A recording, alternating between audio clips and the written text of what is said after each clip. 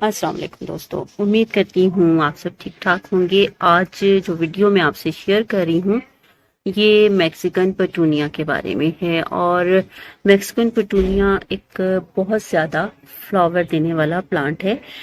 और मैं अब अपने जो गार्डन से इसको ख़त्म कर चुकी थी, लेकिन उसके बावजूद इसके सीड जो हैं जगह जगह गिर गए थे और न्यू प्लांट डिफरेंट पॉट्स में और लॉन में ग्रो हो रहे हैं।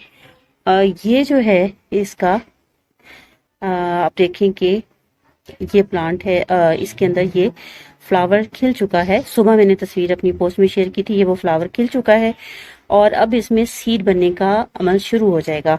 और सीड बनने के अमल में ये होगा कि इसको जो इसका कलर चेंज होता जाएगा और जब कंप्लीट हो जाएगा ये सीड बनने का प्रोसेस, तो ये फट जाएगा तो और खुद ब खुद गिर के न्यू प्लांट जो है वो ग्रो होने लग जाएगा।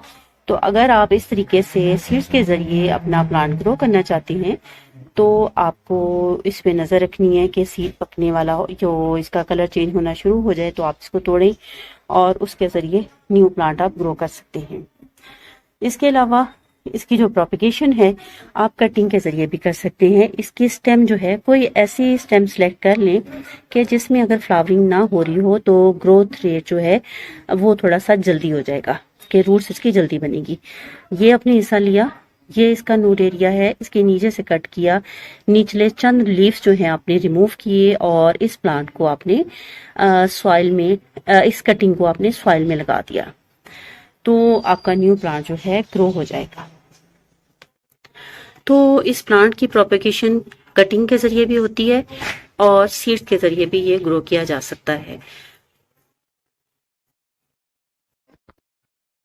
इस प्लांट की केयर के बारे में बात करते हैं तो सबसे पहले तो ये सन लविंग प्लांट है। जो फ्लावरिंग प्लांट्स हैं उनको धूप वाली लोकेशन जो है चाहिए होती है।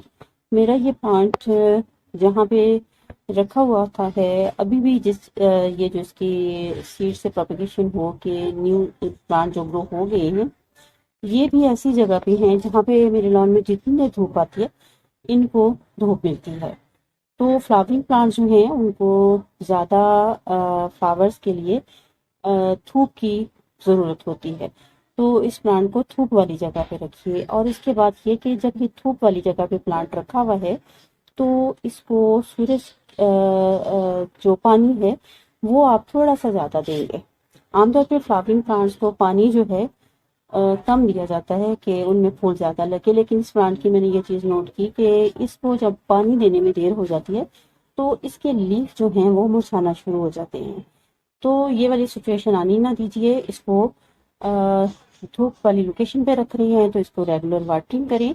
और रेगुलर वाटरिंग जब कर रही हैं तो जो पानी है, एक्स्ट्रा पानी है या जो आपका ड्रेनिंग होल बंद है तो उसकी वजह से इसको प्लांट आपका मर सकता है। तो ज़रूरी है कि उस सूरत में आप ये करें कि जो सॉइल मीडियम है वो ऐसा यूज़ करें कि जिसमें पानी ठहरे नहीं।